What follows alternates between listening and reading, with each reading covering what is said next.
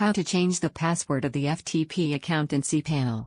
If you wish to change the main root FTP account, then you need to change the password of your cPanel account.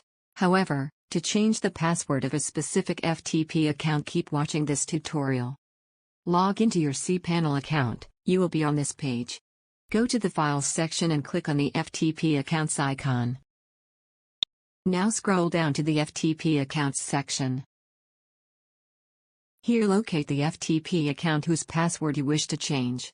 Then click on the Change Password. You can enter the password manually and type it again to confirm it, or you can generate a password automatically.